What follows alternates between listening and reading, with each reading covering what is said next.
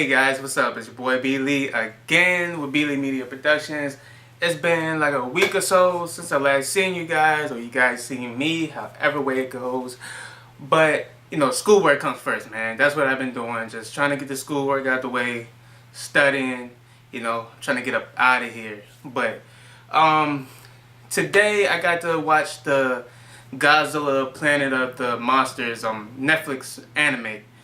And must I say, it was really good. It was really good. I remember when the trailers first came out, I kind of didn't know how to think because I never seen Godzilla in an anime.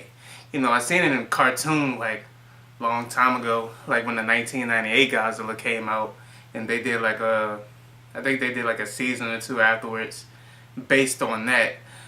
But yeah, that was years ago. So now we get an anime, so I'm like, let me check this out. They better not mess up Godzilla. I love the trailers though, but I was like, let me see the movie though. We got to see the final product. But I watched it and I was impressed. I was impressed. One, because the design looked great. Because it came out in 2017, but we didn't get it till this year. But for 2017, 2018 anime, it looks good.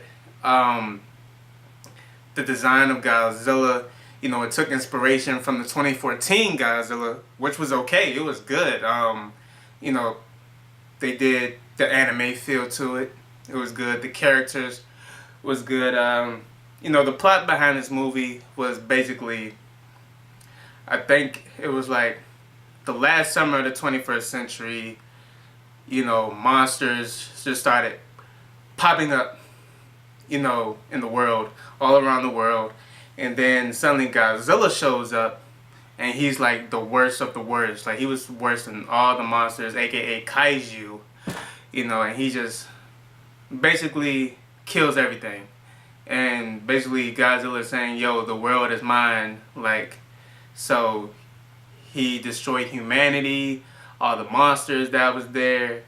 And he just took over, and it caused, the remaining humans to evacuate Earth.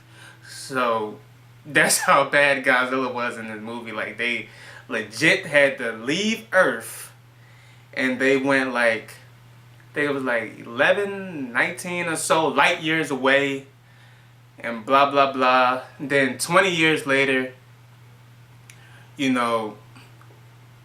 20 years later, they're searching for planets that's, inhabitable to live on. But, we have one main character, don't know how to say his name, but he's like the captain, and he had it rough. Godzilla effed up his childhood. This was his revenge, and that's one thing I liked about this film.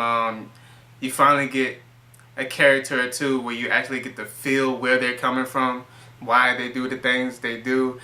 I don't think I ever seen that in a Godzilla movie, because usually in a Godzilla movie, everybody is just in the mix of what's going on. Nobody really has a mission. But yeah, so back to the plot. Yeah, so 20 years later, they're searching for inhabitable planets, and they're basically yo, we can't find a planet to live on. We're gonna have no choice but to go back to Earth and kill Godzilla. So they did this big time warp.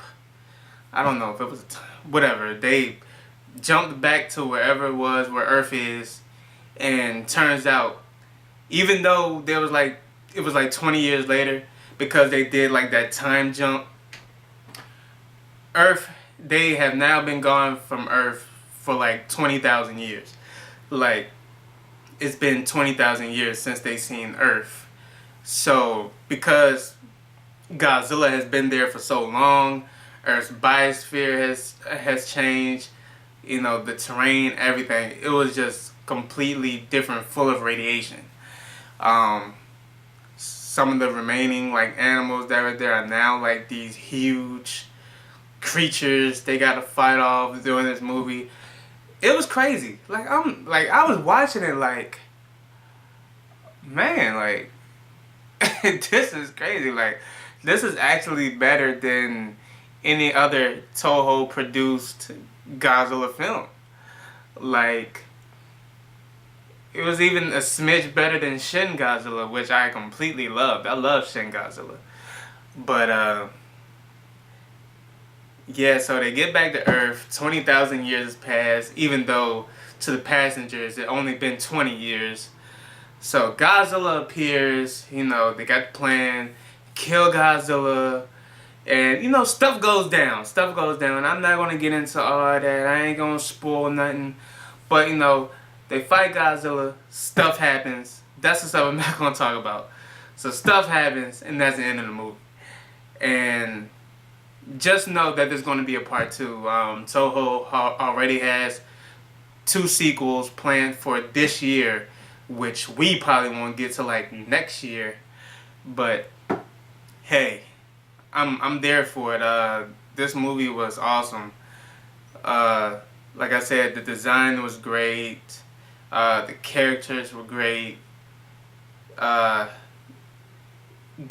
overall was amazing. They depicted Godzilla as like this freak of nature. Like, as soon as he came on the screen, like, your heart starts pumping because he's legit like this thing that's invincible. And let's just say, this is the most I've ever seen him use his atomic breath. Like, he uses his atomic breath so many times in this movie. I'm just like, can we get a live action Godzilla film like this? This is how, this film was so good. We need a live action film just like this.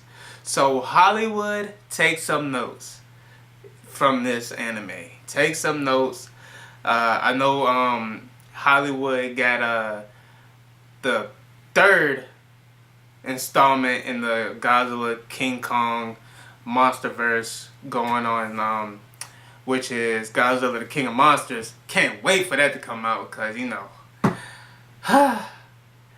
if you guys haven't seen like my past Godzilla videos, y'all know I hold a special place in my heart for Godzilla. He's a piece of my childhood.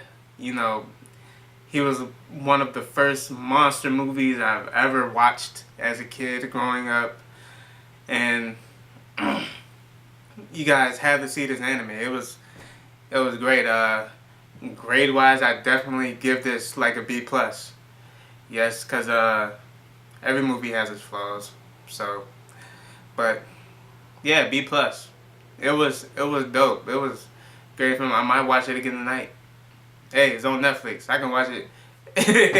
I can watch it many times as I want. But thank you, Toho, for giving us this masterpiece. Thank you, Netflix. And, you know, and if you like my movie review, please give me some thumbs up. Subscribe to my channel. I would greatly appreciate it. And yeah, it's your boy Beely signing off.